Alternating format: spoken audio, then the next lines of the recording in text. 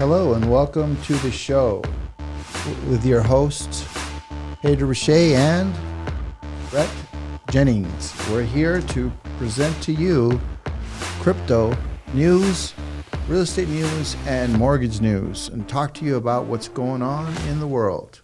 And today, because we're old goats, we've seen change coming, and we always ask ourselves, why didn't I not know what would happen if this happened? So if there's going to be a dollar change, or there's going to be some rival to the dollar, where would that put me 2 years from now? Where could I invest in that would protect my assets? Where could I make money? What could I do now? I mean, let's face it, if we all knew in 2009 and 10 that Bitcoin would blow up, we would all kept our shit. I mean, and that's funny that you say that, because I'm sure, like me, you know people who bought Bitcoin when it was 10 cents, when it was $2, when it was whatever it was.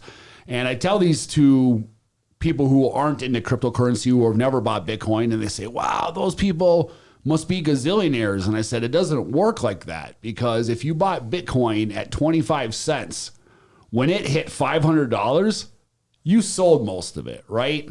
Like, no way did you buy Bitcoin at even $100 and think someday in like 5 years or 6 years, this is going to hit $60,000.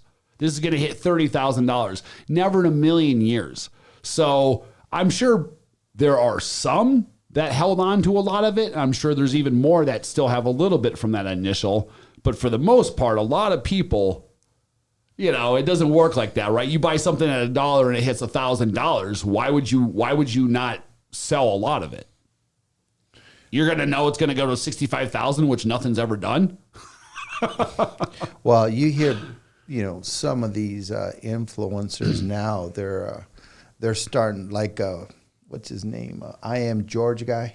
Yeah. I Am George. Yeah, he's got this podcast. I listen to him. Okay. I kind of like the guy. Mm-hmm. But he was talking about $12 million Bitcoin. At least that was his teaser, right? And you hear all of these on Twitter, for example, all of these guys saying it's going to go to 60 million, it's going to go here, it's going to go there. Now, let's hope. It's not like I'm not in favor of that. Yeah. But like you said, if you bought it at, let's say $1 and it went to 500, you get a 500x. Why wouldn't you cash out? Why wouldn't you cash out at least a lot of it? Right. Like, that's what people don't understand, which is hindsight, right? Nobody knew that Bitcoin was going to do what it did, because nothing's ever done that kind of X, let alone in that short amount of time.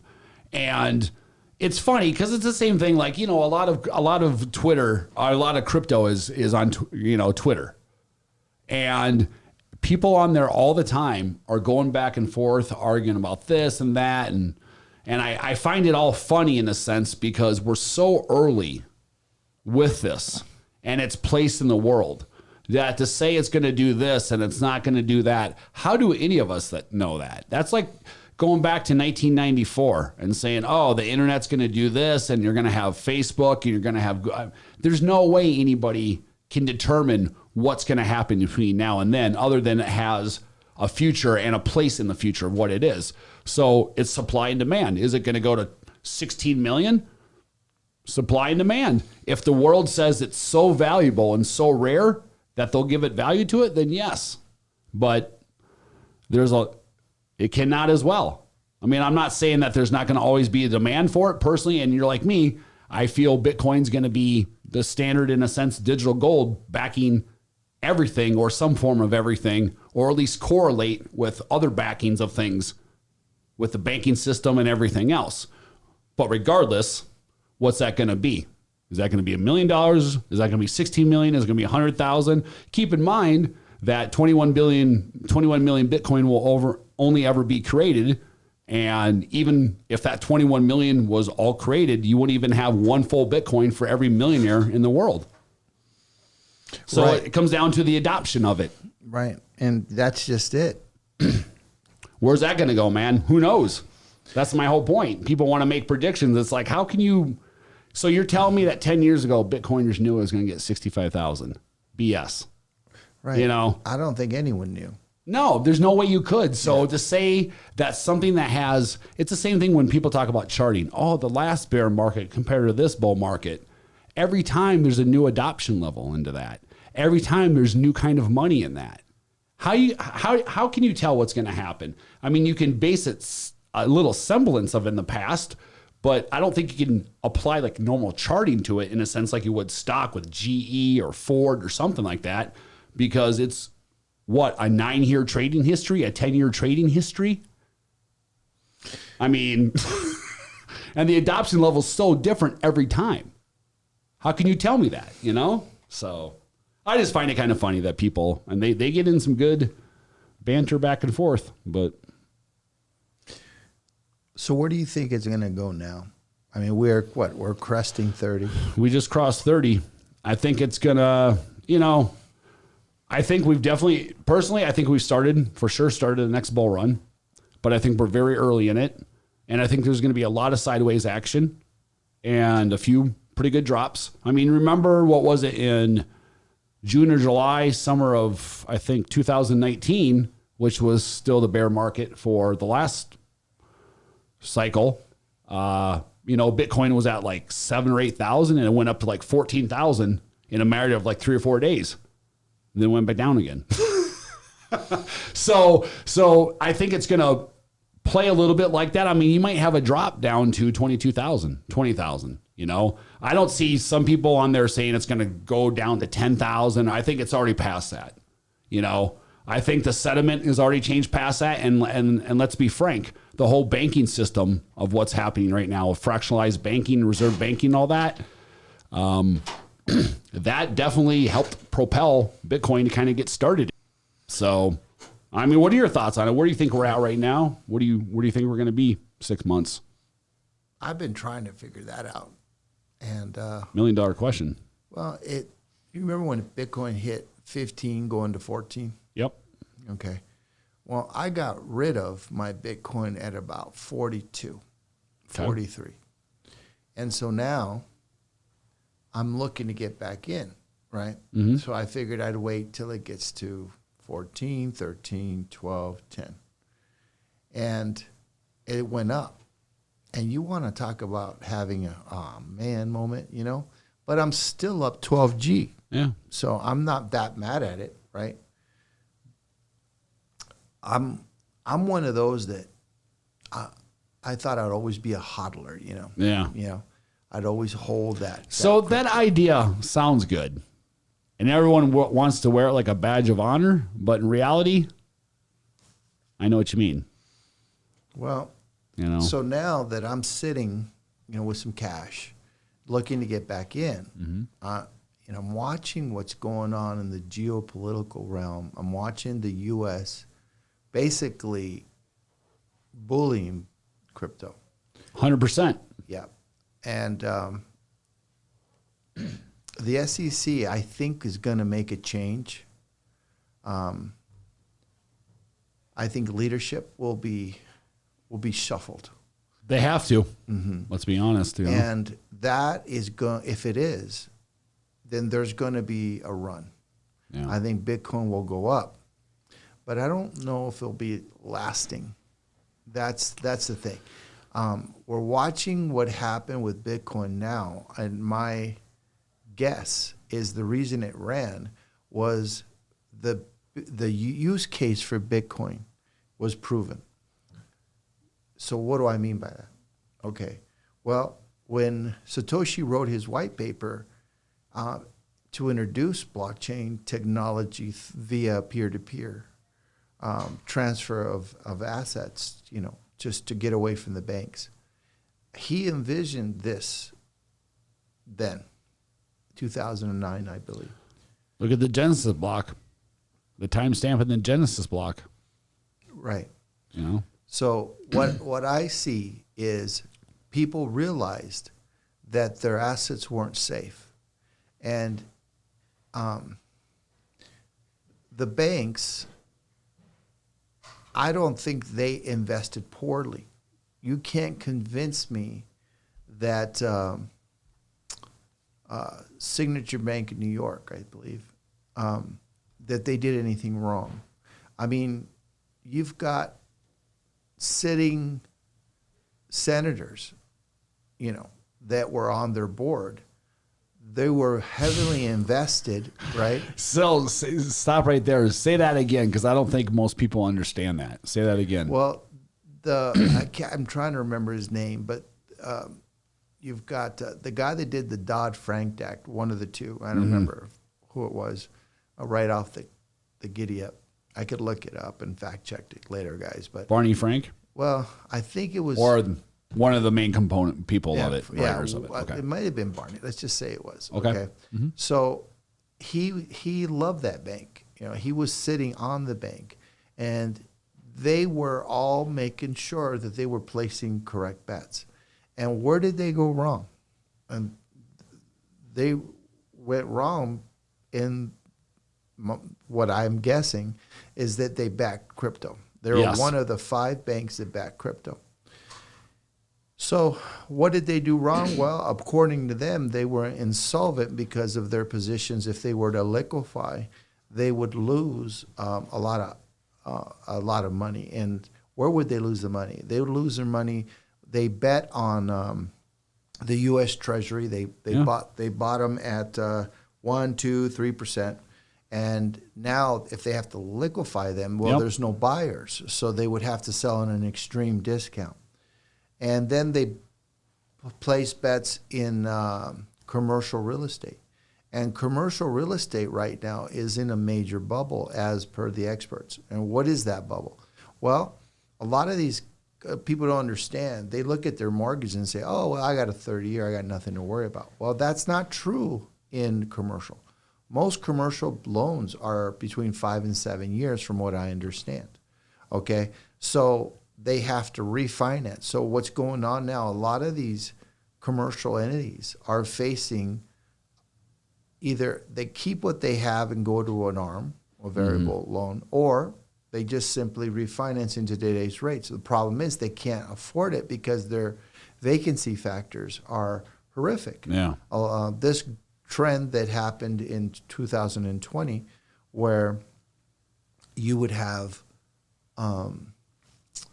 everyone going home because of COVID, right? And so a lot of people decided to stay home. A lot of people actually went and moved to the Midwest. I'm from Wisconsin, and one of my relatives listed their house outside of Madison, Wisconsin for like $450,000, and it sold for $510,000. Wow. And for that to happen in Wisconsin, I've never seen.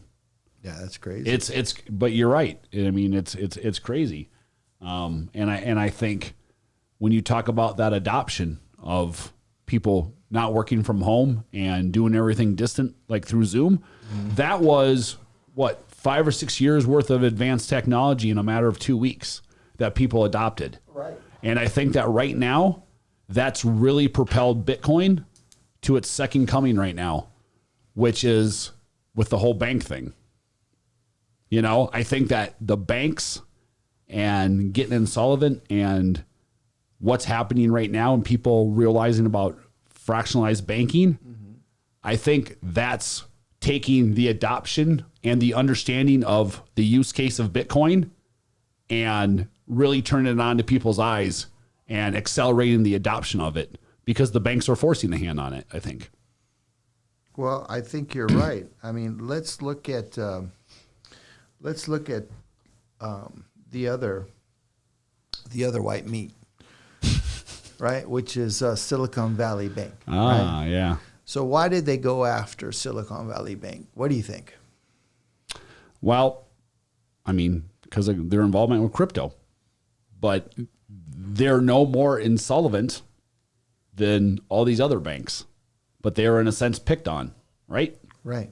So that's my opinion. Well, it's a I good think I'm one. probably right. I think you're right. Well, what they have in common is that they supported crypto, but Silicon Valley was very special. Not any more special than the other ones, but they represented a group that was supposedly a protected class in the banking world, which is the democratic, liberal wing, the alphabets, if you would. Yep. And they decided to sink that ship. And for them to sacrifice one of their own is telling. That's a good point. People don't understand in a sense, well, I'm not going to call it in a sense, the war right now that the government's trying to create with crypto, even going after layer 2s, staking, any form of the technology. And that's the thing, which is, I can understand a government's problem with Bitcoin because it challenges their currency. I totally get that. But the technology, the blockchain, that's facilitating all these other things and the future of how businesses, and every single business is going to be connected with blockchain. And just the good that blockchain does for transparency and facilitating things and safety, they are lumping them all into one category and shoving them all out the door. And that cannot be good, man. Yeah. And and that's just it. I agree. I mean, Brett, Silicon Valley was an artery. Yeah. And a lot of these angel investors had their money there. What was also telling was that all of the depositors were made whole. And I want to know why. I get the fact that if you had $250,000 approved by the FDIC, and then they would be able to get that. But they say that the average deposit was $2.2 or $2.4 million, the average deposit. These are no joke, people. Mm-hmm. So I asked myself this question: why were they made whole? And on one side of the equation, you're looked at as a bad guy because, the government should make everyone whole, right? Yeah. And they say stuff like, well, when the FDIC was done, it was 100 years ago, and they used to do it for $100,000, and $100,000 back then was over $1 million, and blah blah blah blah worth today. But didn't in 2009 a lot of people lose their shirts, and they weren't made whole? All these little community banks and business banks, whatever, they went under, and those people weren't made whole. What is going on? What's the difference? Well, the difference is that these are good old boys. These are a protected class. But they didn't protect the bank. The bank that, in my opinion, didn't really do anything wrong. And I read this tweet, and I'll paraphrase it. And the tweet said that 168 other banks are worse. Yes. Than Silicon Valley Bank. Yes, I saw that. And then that's what I'm talking about is they've literally, these banks that we're talking about right now have done nothing worse than all these other banks that are just sitting there. Why were they picked on? What's the one common denominator? They were crypto banks. There you go. But then there was the case of the first bank. Do you remember who the first bank that went out? You remember the name of it? There was. I thought Silicon Valley was the first one. No. You've got Silvergate. That's it. Yeah, it took me a second. Silvergate. Yeah. So Silvergate. Yes. Went out, and that was the first crypto bank they attacked. It's also the smallest one. But why did Silvergate get trashed? They had $100 billion in assets or whatever craziness it was. And they started with them because they were an easy target. They were little, right? And they were a 24-hour service for a lot of the exchanges to conduct their business. Yeah. And they have it's a proprietary software that now, because it's in bankruptcy, is now up for sale. And guess who the buyer is on that? Would that be the government? No. Who? It's J.P. Morgan Chase. Oh, well, close enough. Same thing, kind of. Yeah. The way it worked is, let's say you have an exchange, right? And you get requests for cash, right? So you're going to send them over the cash to their account. Well, how do you get cash as an exchange? And that's the problem that Silvergate handled. So what they would do is they would give liquidity 24 hours a day to these exchanges. And they have this proprietary software. It's a defunct company. All their assets are up for sale. And J.P. Morgan Chase is going after that software. Think you will take the software. That's why. Well, I know. So I have a good friend that I golf with every week who's a cloud architect for Microsoft. He's been in the space for a minute or two and used to work with proprietary software for banks for a bunch of years. And he always laughs at Ripple because he's like, I know the technology works. It works very well. But he's like, you don't understand the way that banks work. They will never allow someone else's technology. They're going to let someone else invent it and then come in and buy it, like this case, or they're just going to take and clone it and create their own version of it and then use that. And that's what banks do. So, funny is, speaking of kind of fall back a little bit, I was looking at Twitter yesterday, and Gary Gensler, which is the SEC chair, taught MIT blockchain at MIT years ago before he ever became SEC chair. And there's a minute clip in there that you look at in his lecture, and he talks about how I just kind of want to give a warning to everybody. And if you do want to pursue with blockchain and it does start to become, Bitcoin does start to become money, basically he said it's in your best interest to basically split half of everything you're going to make with the banks, or bring in the government and basically give them a large portion of anything that you're going to make. And if you go about that way, you're going to have a lot more success.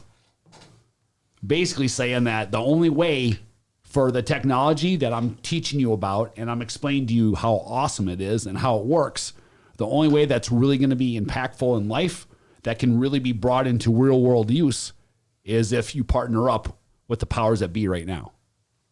Which I understand in a sense, but then where's that line? And then once you start conceding to that, what's going to say they just don't continue to take over? I think you're right, dude. I think, this guy, what traces back to him is unavoidable. Sam Bankman-Fried has been in bed with this guy for a long time. Their family ties run deep. I don't know, because I wasn't there. I don't know what the conversations were about. It's just hella suspicious if you look at the scenario. Here you have this young man that has ties to some very influential people through his parents who are politically tied. And he gets funded from some unknown source to trade Bitcoin on a Japanese exchange with a spread, a very generous spread. So he would buy it here and he would sell it basically to the Japanese, and the guy was making $1 million. Like arbitrage trading. He was making about $1 million a freaking day, and then it became stupid money, right? So I didn't realize he was making like $1 million a day. It was stupid. That's money. what FTX was set up, was for basically professional arbitrage trading in a sense, right? Well, no, Alameda first. Okay, yeah. Right? Okay, yeah. Right. So Alameda was set up. But if you look at, you just start connecting the dots. All right. So here you have Gary, our boy, at the SEC. right? And he was at MIT. And who was there? Sam and girlfriend, right? Yeah. And then the political connections, and then all of a sudden, all this money comes in. Because look, if I had stupid money like that I could make money on the like you're saying, arbitrage trading or spread trading or whatever, right? And I could buy Bitcoin in the U.S., turn around and sell it somewhere that it's maybe prohibited by a government, let's call it, soon to be India or wherever, and people are wanting to buy it on the black market. Dude, there's no amount of money I can't make, but I just need the backing. Yeah. So the question is, where did this fool get the money? That's not answered, right? And then when he does end up making the money, where did the money go? And it went to pay all these favors, all these politicians. So basically, on most of the money went to the Democrats, but a lot too went to the Republicans, right? And so, why? That's the question. Why did he do that? Well, the only reason that you would donate that kind of money, we're talking hundreds of millions, right? Why would you donate that kind of money unless you wanted to wield power, right? That's exactly what money like that does. Right. So did you ever read Rockefeller's book? I think it was called Titan. No. Someone did a book about Rockefeller. They call it Titan. I don't remember. It was years ago. But in a quote in there, Rockefeller said that all of competition is a sin. And so the reason I bring that up is, think about it. If you got FTX and they were starting to buy all of these Three Arrows, all these, defunct companies, if they start going under his fold and he's figured out a way so he can make money through both of these entities that he owns, and he starts buying off political favors, I'm not saying that the people that receive the money are bad people. What I'm saying is that people donate that kind of money to wield power. I mean, for Pete's sake. That's a common sense thing. Yeah. And people need to understand the whole start of FTX's downfall was because of this maneuver. People need to understand that it all started with CZ from Binance, which is the largest crypto exchange in the world. Binance was one of the first and main investors into FTX.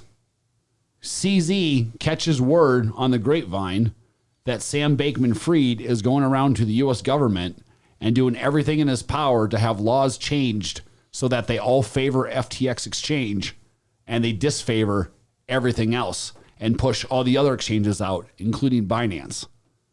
So think about this. You help a startup get going. You're their first investor and you give them hundreds of millions of dollars and get them going, to find out later that they're going behind your back trying to get laws changed so that you're excluded and it's only them. Crazy. So that's when CZ found that out from Binance and said, cool. I'm not saying that FTX is a fraud. All I'm saying is I'm taking all my money out and I'm telling the world. And then everybody started saying, why are you taking all your money out? Well, it just so happens because of this. And then it all started and then the exposure started happening. But it's because of Sam doing that and trying to cut out his competition and going around with exactly what you're saying, taking that money then and giving it to politicians to have things roll into his favor. I mean, of course, you're not saying they're bad people, but we all know what money like that being donated does and why it's being donated. We're not stupid, no one's stupid. Right. Well, if you look at why bank runs happen, and this is what Sam didn't realize, most of your deposits that you put in are leveraged, okay? And so what the bank does, it basically puts you in a situation where you become an investor to the bank. Yep. Okay. They loan your money out. Uh-huh. And the rules vary, but in general, what they do is when they loan the money out, granted, for the most part, bankers are very conservative, and all that. But when they loan it out and to get interest or whatever, of which you receive almost nothing for, okay, what ends up happening is if a run comes, in other words, a rumor, like J.P. Morgan Chase, the original, started rumors and basically got rid of banks at whim, okay? I mean, back in the day. We don't have to go there. So now what happened in crypto was a rumor will destroy crypto just as it does destroy a bank. Because unfortunately, and this is where the problem with Sam comes in with, he wasn't supposed to be leveraging the crypto. That's when people started looking, and that's the whole thing. It was that first part that made people open their eyes and start looking. And once they started looking, it wasn't that they didn't have to look that far to find out that, yes, the money that was supposed to be sitting there was taken and spent. How was it taken? Basically, what they did was they went ahead and through Alameda, they grabbed their assets and got loans against their assets at very favorable prices. So they created their own lending branch and then lended against themselves. Well, that and in a sense. But then what they would do is they would leverage that. Yes. Okay, and then they would sell it package it for banks. Okay, exactly how it all works. I mean, I guess I could have a podcast explaining that once I brush up again. But at the end of the day, what ended up happening was they got their assets. They sent them to Alameda. Alameda turned around and packaged the asset and either created a coin against that asset. So whatever it was, they weren't really into Bitcoin, So whatever assets they owned at the time. Yeah. You know what's funny is one of the assets that they held was SHIB, and they had stupid amounts of SHIB. Oh, I bet, man. Billions and billions of SHIB. And so I think it was like 45% of their portfolio. I think what they were betting on is that the SHIB would have a Dogecoin event. Yeah. I think that's what they were betting on. And it may have happened because what they were doing is they were running up the market on many different platforms in many different ways. But what ended up happening when the rumors started, okay, you had a run and they could not absorb the run. They weren't liquid enough to absorb it. So they had to start selling. And then they just couldn't come. So they went to Binance, and they basically tried to get in bed with them. All right, say, hey, look, bail us out. We need $500 million or whatever the case was. And I think what was his name against Jay-Z or CZ? CZ. I always forget his acronym. Don't ask me how he pronounced the real. But whatever. I think he screwed up. His ego got in the way. I think what he would have screwed up. I think he screwed up. His ego got in the way. I think what he probably would have been better served to start slowly over a period of a couple months. I agree. Liquidating his asset and then have the run. But what he did was he actually got stuck with a lot of those FTX coins that were traded on his exchange. And I don't think he realized what he started, like the fall of it all. Well, you know what happens to a lot of guys? They put people around them that are yes men. Yeah.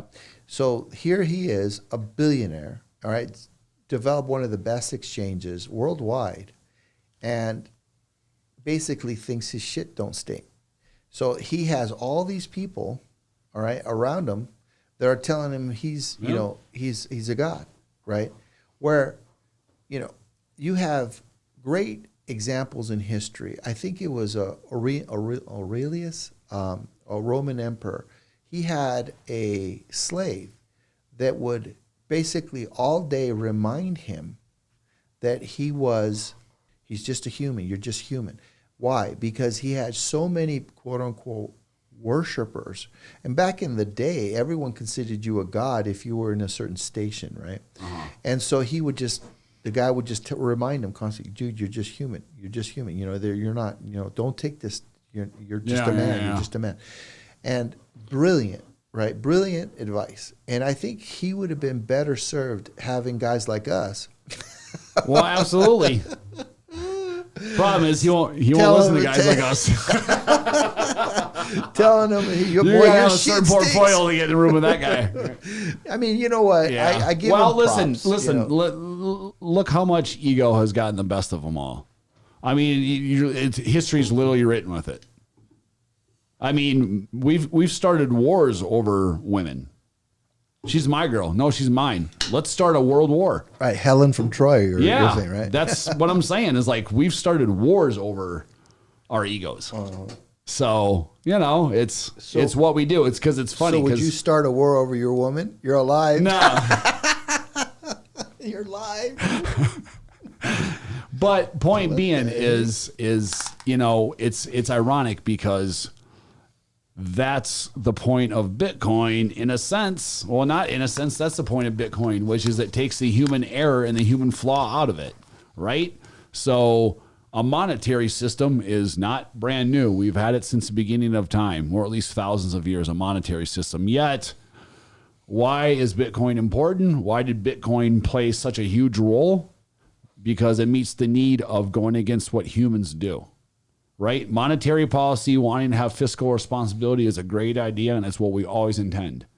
But humans get to doing what humans do. We either cause a war we got to pay for, or we need to overspend in this, or whatever it is, and we can never, by being human, stay within that monetary policy. And so Bitcoin, to me, is monetary policy put into a computer code. It's a perfect monetary policy that can't be messed with because it doesn't allow you to.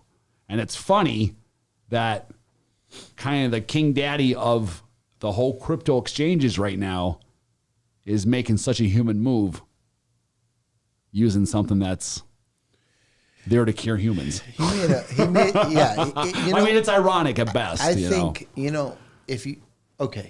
so by the way, when my hair's all that jacked up, feel free to tell me something because, my hair was a mess. And because you don't have hair, I'm just saying, okay, you got to tell a boy. Sorry, man. Because I just looked, I was like, what? I thought that maybe that's your style, dude. No. So here's something to think about. If let's say you go back 200, 300 years, right? Let's go back 150 years. Before the banks really took root, you would work your farm or work on a farm or whatever, and you would make a wage, and that would be paid to you in gold and silver, copper, nickel, whatever. You would use that as a medium of exchange.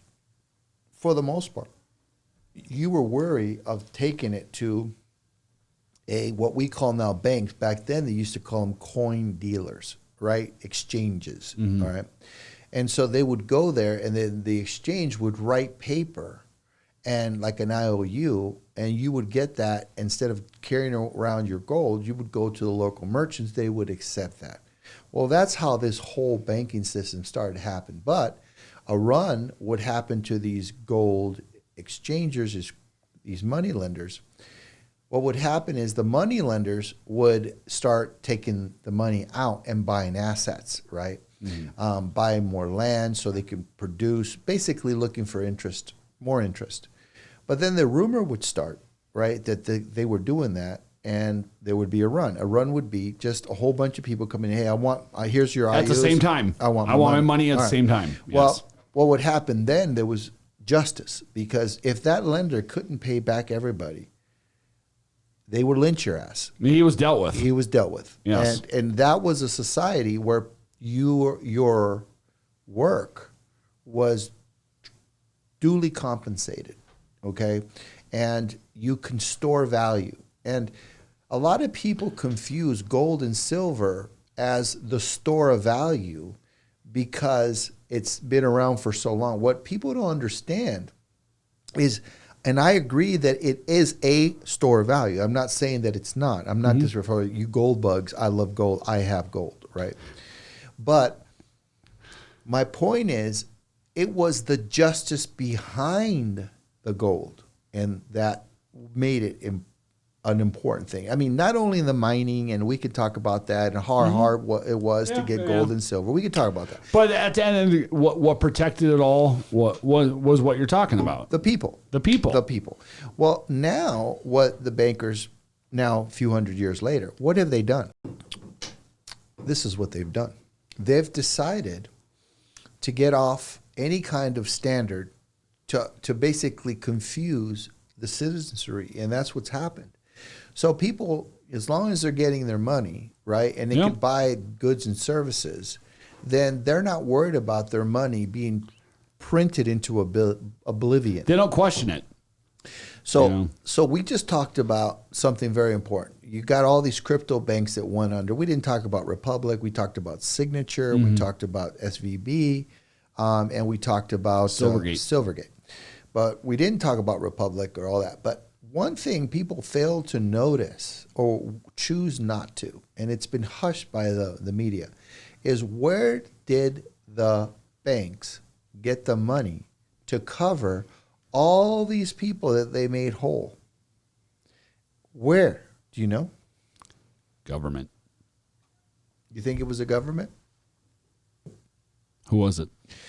What they did was they got for the most part, they got with the Federal Reserve, and they basically said, hey, look, cover this, and what we're going to do is we're going to get more fees out of our clients to pay for this. And that's a very, very loose translation. Okay, you could go in deep in that. But so all of a sudden, you look in the Federal Reserve, and you see that they started demonetizing their portfolios. And it was selling everything.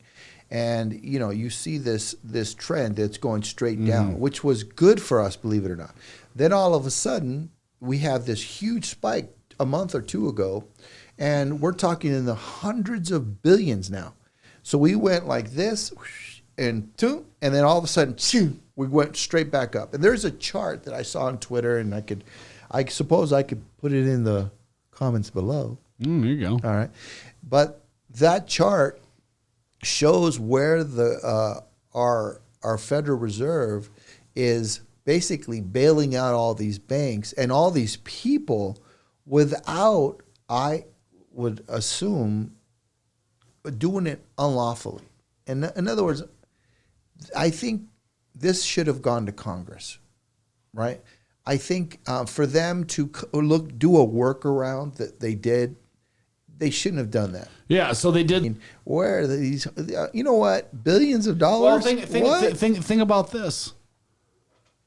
As an overall premise, all the banks right now couldn't handle a bank run. Any bank. Whereas if all the members of that bank were to come and show up at the front steps of that bank at the exact same time and say, all we merely want back are our deposits. Banks couldn't even provide that. Think about that. And that's because of the reserved fractional banking that they have, which is I go to a bank and I give them $1,000.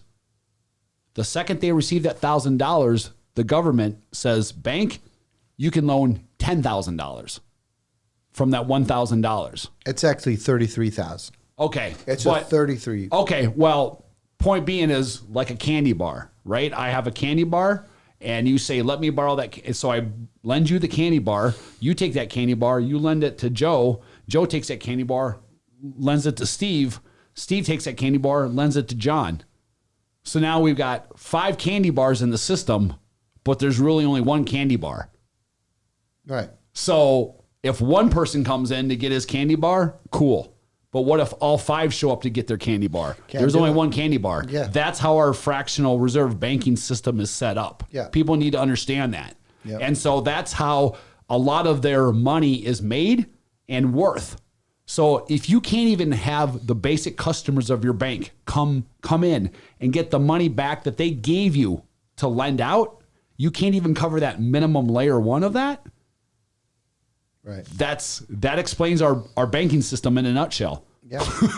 Yeah. And see, what you have right now is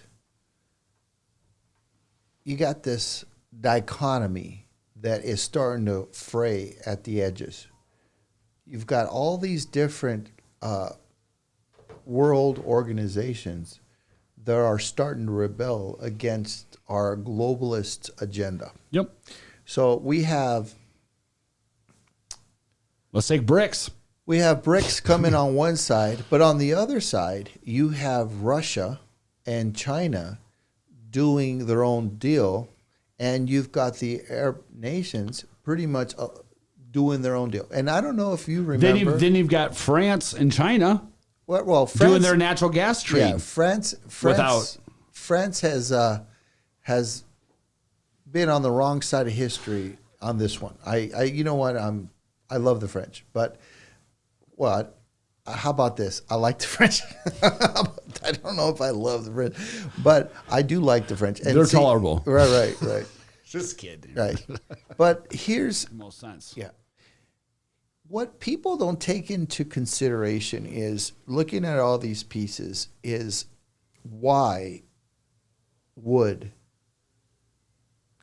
the bankers want to control crypto? And why would they want to put on all these different things?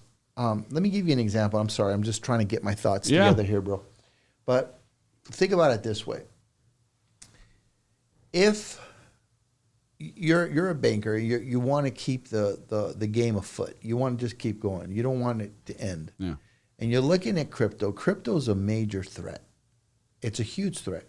If they can actually do what the white paper said of Bitcoin and do a peer-to-peer, that brings us back into full circle of what happened a few hundred years ago where we controlled our own money, right? And we can exchange peer-to-peer. So in other words, I got a gold piece and I went to you and I bought a hammer, right? And you gave me the change, peer-to-peer. Where Bitcoin represents a big threat for them.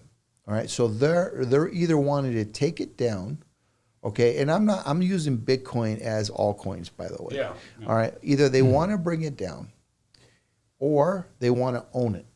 Okay, so the question is, if you can print money at infinitum like they can, why wouldn't they buy all the Bitcoin in existence? that's my whole point, which is, if the government can literally print as much money as they want, in a sense, okay, why wouldn't they just print all the money they could and buy all the Bitcoin that they could? Because it was all bought with not real money anyways, because they printed it. So who cares if the American dollar goes to zero someday if you have literally all the Bitcoin that you bought with that money that's now worthless? Who cares? Now you own the Bitcoin. So I've thought that many times, is like, I don't understand. You know what? They probably are, man. They probably are. Well, how do they? Let's get real. Yeah, they probably but are. How do they buy it without the price going parabolic? Cost dollar average. Well, that's just it. So that, and what did we do for gold for a bunch of years? We get the world's gold after World War II for the Bretton Woods. And that's because we basically had the majority of the gold stored in the United States anyways. So we take everyone's gold and then we basically disseminate it out. And in order for us, between like 1944, I think it was, and 1971, before we went off the gold standard with Nixon, was us basically taking the gold that we had and selling it at a discount to all these who happen to be a lot of the third world countries, some of them in the BRICS, who are buying this gold over the decades at a discount. Why? Because if we sold gold as a discount, it made the US dollar keep strong, right? Our US dollar's only competition was gold. So if you devalue gold as you sell it, then you keep your American dollar strong because the only competition, you're devaluing it for years and years and years. However, you've allowed decades and decades and decades of these other countries, mostly third world countries, to grab up this gold, and they're not selling it back. Yep. So combine that with them embracing Bitcoin, or El Salvador not only making it their national currency, but mining it from a frickin' volcano and not only creating it for their national currency, but being able to create their own, in a sense, because they're mining Bitcoin. Yeah. Like, combine that with the gold that we've been getting over decades and decades and decades, it's catching up. You saw J.P. Morgan Chase. They got in trouble, paid a couple $100 million, I think, or more, $250 million, in a fine because they were found to have manipulated the price of silver. Yes. Okay. So what you're saying is backed historically. It's true. And this just happened last year, I think it was. Yeah, I read like 10 articles on this of the gold and the discount. That's how I know. Like, I can tell that 100% for a fact. Yeah, I know. It is. And now, the reason I asked the question is it's a good setup question to this segue. And this is the segue. If they can't just turn around and buy all the Bitcoin, because what will happen is at first you're buying Bitcoin at $30,000. The second Bitcoin that you buy will be just a little bit more. Mm-hmm. The 100,000th Bitcoin now is going to be a lot more. And as you're going up, the price goes up exponentially. You cannot buy all the Bitcoin because you will be broke. At the end, if you try to buy all this But Bitcoin, if you print all the money out of nowhere, you can buy a lot of it. Yeah, you can. But so who cares if you're paying 70 grand or 20 you're grand? You're going to make too many people too wealthy. Yeah, that's true. So what's your best case? You pass legislation to try to get people to sell their coin. Yeah. Right? You bankrupt exchanges to buy the coin. Force their hand and slow them down. That's what you do. Yeah. So, what was it? Like 2 days ago or a day ago, I was watching a YouTuber, and he was talking about how a sovereign fund out of Africa has been buying Bitcoin and Ethereum, okay, for years now through a sovereign wealth fund that they created, all right, because they've seen that whole possibility of what Bitcoin can be. So if you've got undercover, in other words, that told me that there's a lot of governments or companies picking this stuff up, but on the down low. That tells me that their goal is actually to devalue Bitcoin, right? So they can buy as much as they can. And even if they buy as much as they can. So right now, we're going to have 21 million done, end of story. But we probably have about 2 million or well, here's the thing. They're not even to mine the last 2 million that are left will take another 150 years at this rate. I mean, not factoring if we have quantum computers come into play and all that stuff. But as of right now, it would take another 150 years to mine the very last Bitcoin, and there's only 2 million left. Wow. So because of all the halving? Yeah, because of the halving and the algorithm, right? So every time that you verify a Bitcoin transaction, you get rewarded the block for your reward for the energy and time to do that. But every time that mathematical equation gets solved, the next one becomes even harder to solve. Yeah, yeah. So as they get created, it becomes harder and harder and harder. So the algorithm will be so hard to create a new Bitcoin by the time we get to like 20,600,000, whatever it is, that it's literally going to take that long. I mean, but that's not, figuring in if quantum computers come into play and this and that. Well, even if quantum computers do come into play and they mine all the Bitcoin, the problem they're going to have is that the Bitcoin's price is going to be stupid. There's like that's the thing. 100 million Satoshi for every Bitcoin. So this could be a global change. That's what I'm saying, which is everyone wants to get caught up on, well, Bitcoin goes up and goes down and what gives the price of Bitcoin. And I say, you know, when you're talking about market in a sense of right now with Bitcoin, you're talking about markets. And every financial market is susceptible to this and that and this. The difference that Bitcoin has that none of these other have is you will only ever be able to create 21 million. Yeah. That's the difference.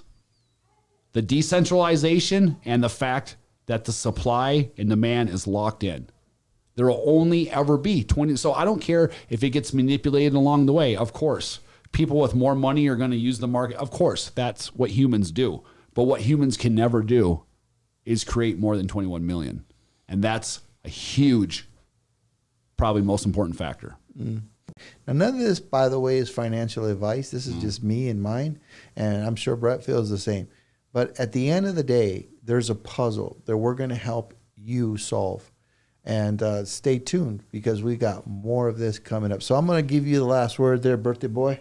So what, you want to leave this? No, I mean, I appreciate everyone watching. This is our new podcast. Pedro and I have many, many, many thoughts on blockchain, crypto, lending, banking, everything in between. So as you kind of said before, it's our job to kind of unpack it and unravel it all and put the pieces together so you can kind of see the big picture.